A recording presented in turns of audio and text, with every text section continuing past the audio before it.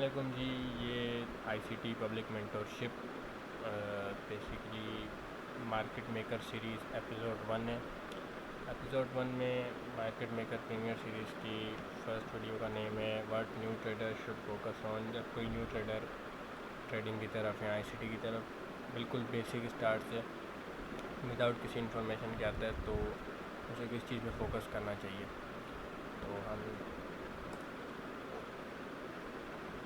ICT concepts used in this module, इस module में क्या कॉन्सेप्ट्स यूज़ होने वाले हैं वो मैं बताता हूँ आपको। अभी जस्ट ओवरव्यू देता हूँ, आगे इनको मज़ीद कंटिन्यू करूँगा। The theory of liquidity rates और स्टॉक फंड। स्टॉक फंड क्या होता है और लिक्विडिटी रेट्स किस तरह किस फॉर्मेशन में होती हैं।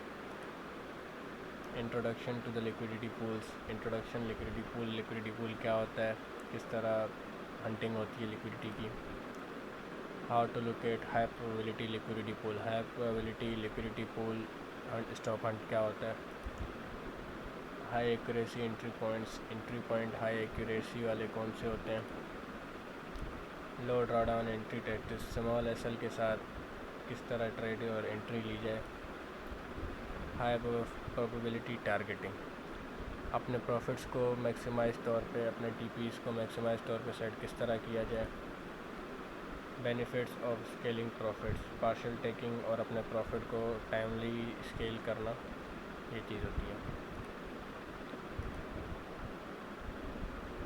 अब जब कोई न्यू ट्रेडर आईसीटी की तरफ आता है तो उसको किस चीज़ को देखना चाहिए, किस चीज़ पे ज़्यादा फोकस करना चाहिए। जब भी कोई न्यू ट्रेडर आता है फॉरेक्स मार्केट में तो वो बेसिकली सबसे पहले किसी रिटेल माइंडसेट के साथ आता है। रिटेल माइंडसेट से मुराद प्राइस एक्शन, सप्लाई डिमांड, ये पैटर्न्स, चार्ट पैटर्न्स जो भी होते हैं। बट एक्चुअली में जब कोई आईसीटी ट्रेडर मतलब कोई ट्रेडर आईसीटी की तरफ आता है तो उसे बेसिकली सबसे ज़्यादा नीड क्या होती है, just open high low close. ये 4 रेफरेंस पॉइंट्स होते हैं, ओपन हाई लो क्लोज और where is the liquidity residing. Orders जो हैं, लिक्विडिटी बेसिकली ऑर्डर्स को कहते हैं, तो ऑर्डर्स जो हैं, लिक्विडिटी जो है वो कहाँ पे रिसाइड कर रही है और कहाँ पे हाई प्रोबेबिलिटी लिक्विडिटी एरियाज़ हैं। अब बेसिकली हमें चाहिए ये होता है कि just to locate these equal highs and equal lows. हमें बेसिकली फोकस करना होता है अपना इक्वल हाइज और इक्वल लोज पे।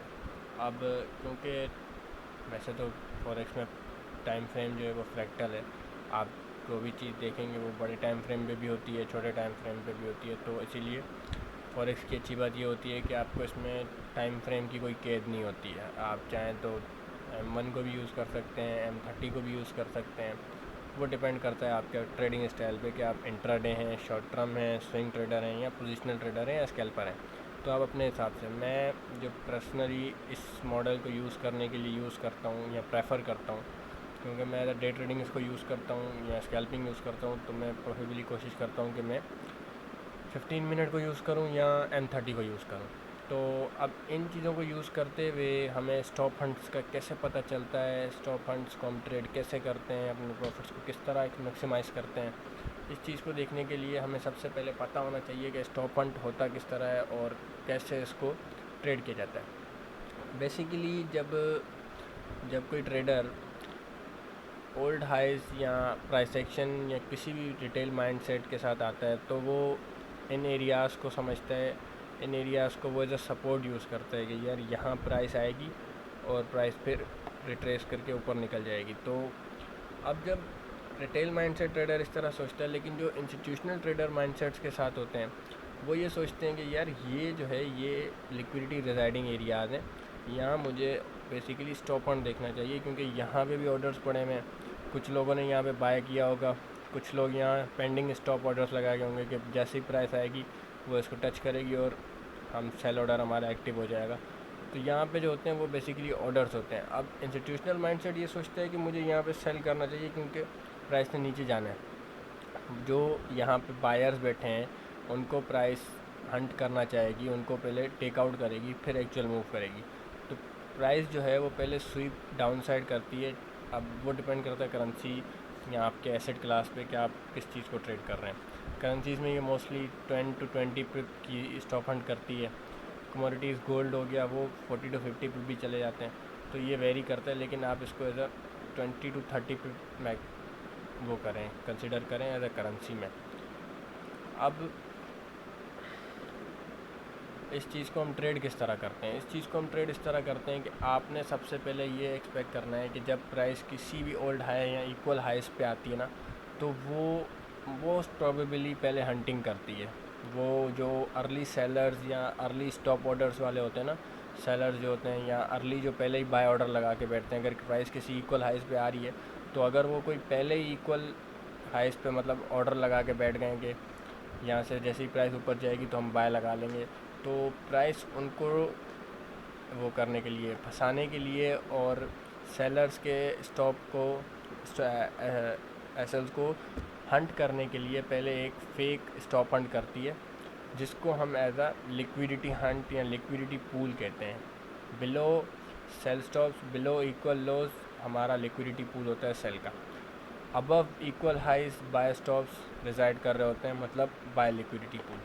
अब इसको ट्रेड किस तरह करते हैं? ट्रेड इस तरह करते हैं कि हमारे पास एक ये हाई था, देन प्राइस ये हाई लगा के वापस आई, देन ऊपर गई और एक और इक्वल हाई कर गई। अब 2-3 पिप्स को आप इग्नोर कीजिएगा, क्योंकि 2-3 पिप इतना मायने नहीं रखता। बिल्कुल ज़रूरी नहीं है आपके हाइज जो हैं वो इक्वल होने चाहिए, थोड़ा बहुत गैप चलता रहता है। तो प्राइस एक और इक्वल हाई करके आ गई, देन वापस आ गई। अब आप क्या कर सकते हैं? अब आप ये करेंगे कि आप लास्ट लो पे अपनी फिबोनाची, अब एज अ बेसिक मैं अभी आपको रेफ़र नहीं करूँगा, आप लाइव पे जाएं, क्योंकि ये फ़र्स्ट वीडियो है मेंटोरशिप की और आगे इसमें आपको बहुत सारी एडवांसमेंट मिलेंगी। मैं जस्ट आपको अभी एक मेन आइडिया दे रहा हूँ कि आपने अपना माइंडसेट कहाँ पे रखना है और किस तरह फोकस करना है। तो आपने फर्स्टली जो फोकस है वो आपका सारा लिक्विडिटी पे होगा। तो एज आ ICTer आपको ज़रूरत नहीं है आप कोई भी RSI यूज़ करें, स्टॉकिस्टिक यूज़ करें, ये आपको कोई ज़रूरत नहीं है इन चीज़ों की यूज़ करने की। All you need is Fibonacci extension.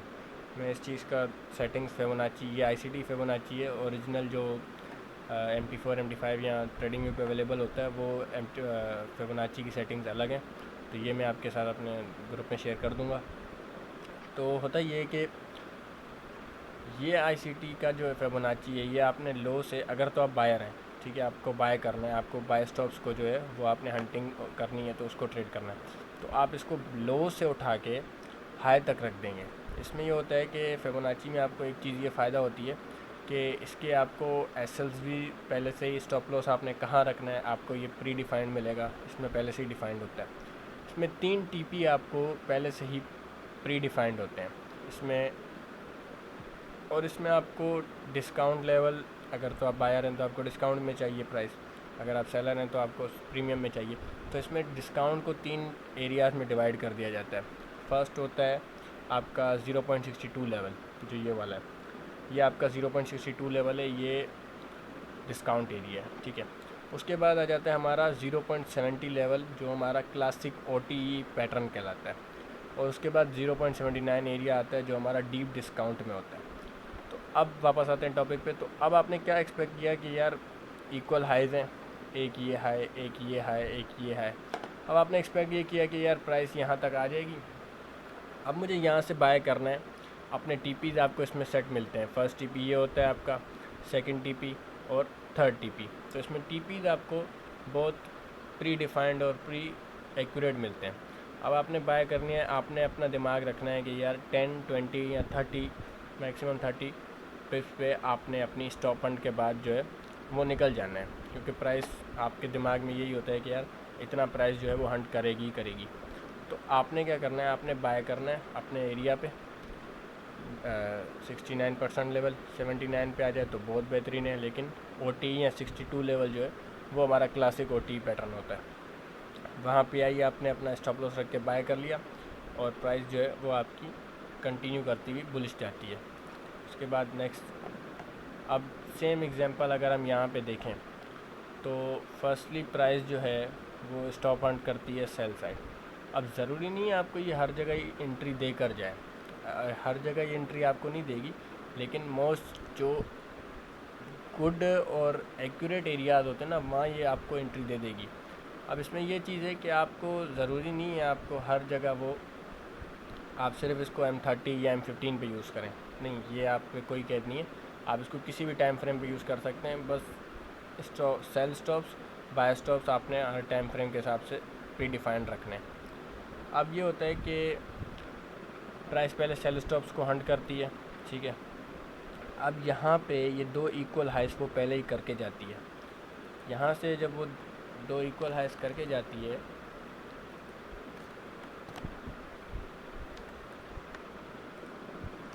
यहाँ से जब वो 2 इक्वल हाइस करके जाती है,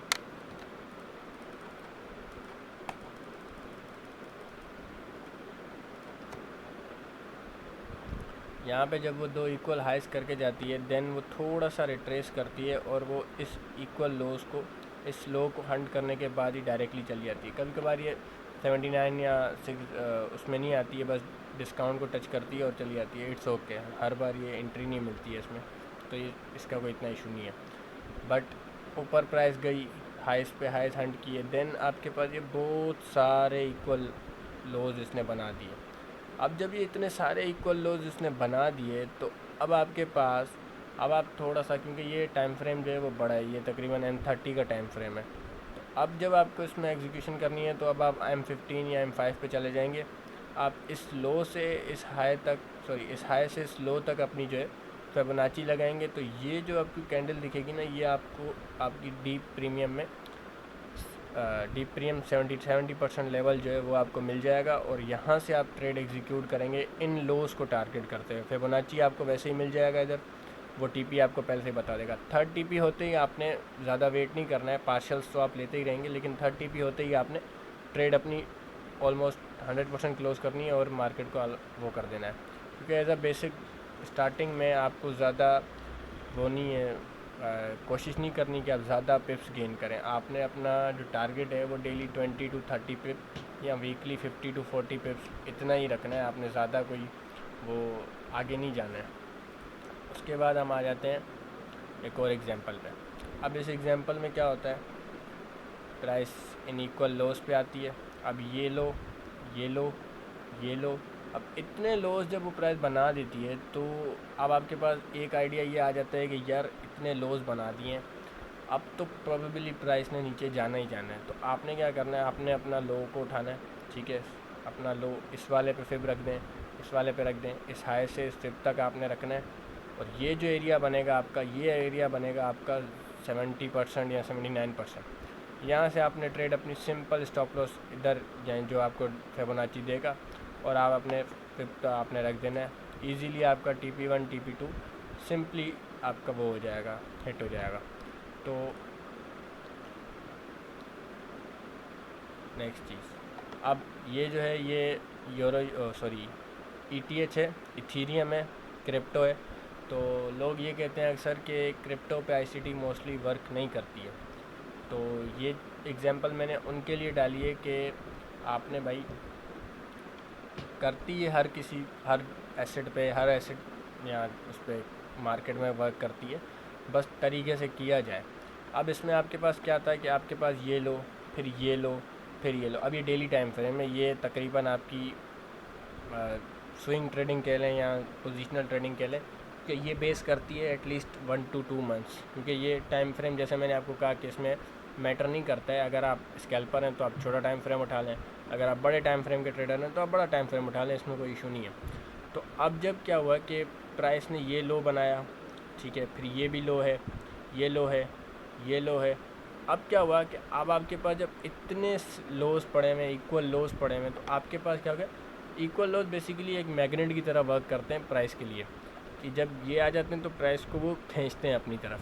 तो होता ये है कि अब जब आपके पास ये वापस उठी तो इसने इन बाय स्टॉप्स को क्लियर कर दिया, ठीक है। ये जो है ना, ये आपका छोटे टाइम फ्रेम का स्टॉप एंड होगा। आपने कहा कि यार ये हाई भी क्लियर हो गया है, स्टॉप एंड हो गया है इस पर, तो हम ज़रा इसको एक्चुअल में ट्रेड कर सकते हैं। अब तो क्या हुआ कि आपका सिंपली अगर आप डायरेक्टली इस पूरी मूव पे, इस पूरी रेंज पे आप फिब लगा देते हैं, तो आपको 62% लेवल या ऑलमोस्ट 70% लेवल जो है वो मिल जाता है। लेकिन अगर आप इसको भी मज़ीद रिफ़ाइन करते हैं तो आपके पास ये लोज़ हैं, ठीक है, ये छोटे टाइम फ्रेम के सेल स्टॉप्स होंगे। यहाँ से जब प्राइस हंट करती है तो अब आपके पास ये है कि आपका जो मेन लो है वो पेंडिंग है। अब आप वापस इस फिब से, इस हाई से इस लो तक जब आप फिब रखेंगे तो ये आपका जो एरिया है ना, ये आपको बहुत काम आएगा। 62% या 70% टच हो गया होगा इधर, तो वो सिंपली आपका डाउन जाएगा।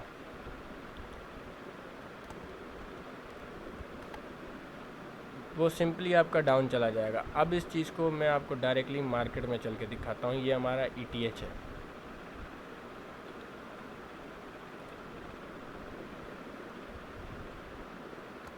तो हम वापस आ गए अपने ETH पे। ये आपका daily time frame,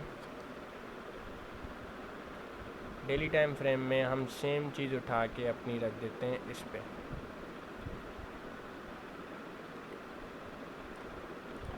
dare you को अब आप चेक करें कि प्राइस ने सिंपली क्या किया। प्राइस सिंपली आपके 70% एरिया में जाती है। 70% एरिया में जाने के बाद वो सीधी आपके TP3 तक जाती है बिना किसी रुकावट के। आपका TP3 हो गया, आपने ट्रेड बुक करनी है, अल्लाह हाफिज़ करना है मार्केट को। अब आपका काम नहीं है, अब आपने वेट करना है अपने अगले सेटअप का। तो ये चीज़ होती है, ये मेन चीज़ होती है सेल स्टॉप्स और बाय स्टॉप्स। ये बेसिक वो है, रूल है कि ICT वर्क कैसे करती है। किसी भी मार्केट में आप करना चाहें गोल्ड पे, पर मैं आपको अभी एज अ न्यू भी, अगर आपकी कोई प्रीवियस नॉलेज भी है, प्राइस एक्शन है, SMC है, सप्लाई डिमांड है, कोई भी पैटर्न है, आप किसी पे वर्क करते हैं, अभी अगर आप ICT पे मूव कर रहे हैं तो उसको थोड़ी देर के लिए अपना ना साइड पे रखिएगा कि जो आपकी प्रीवियस नॉलेज है वो आप कुछ टाइम के लिए छोड़ दें। और इसको एज अ ट्रेड भी मैं बोलता हूँ, इस मॉडल को भले ना करना चाहें तो ना करें, अगर कर रहे हैं तो फर्स्टली इसको अभी के लिए डेमो पे स्टार्ट करें। अभी ये आपको डेमो पे स्टार्ट करें, आहिस्ता आहिस्ता इसमें ग्रोथ आएगी। जब आप अब ये फर्स्ट वीडियो है, अब आप इससे नेक्स्ट वीडियो में आप कुछ दिनों में वो आ जाएगी, सेकंड एपिसोड आ जाएगा। तकरीबन 20-25 वीडियोज़ हैं इस मेंटोरशिप में। देन हम next mentorship core content start करेंगे, बट एटलीस्ट फर्स्ट ये हमारी ख़त्म होगी। तो इसमें जो है मेन चीज़ ये है कि आपने अभी सिर्फ इसको स्टडी करना है। ट्रेड अगर आपको मिल रही है, अगर आप स्कैल्पर हैं, डे ट्रेडर हैं, वो आपकी आगे वो आपको पता चल जाएगा आपने कौन कौन से टाइम फ्रेम उठाने हैं। अभी मैं आपको यही प्रेफर करूँगा कि आप इसको सिर्फ स्टडी करें, डेमो पे ट्रेड करें, अपनी ग्रिप बनाएं। पुरानी नॉलेज को आपने इसके साथ मिक्स नहीं करना है। अभी जो मैंने आपको कॉन्सेप्ट बताया कि आपने इक्वल लोज इक्वल हाइज को एज अ सपोर्ट नहीं, as a manipulation areas mark वो करना है, फोकस करना है। तो अगर आप, मैं ग्रुप का लिंक डाल देता हूँ, वहाँ डिस्कशन करना चाहें या मुझसे कोई क्वेश्चन हो तो आप वो भी पूछ सकते हैं वहाँ पे। और बाकी अब तक के लिए इतना ही। अपना ख्याल रखिएगा, मिलते हैं आपसे अगली वीडियो में।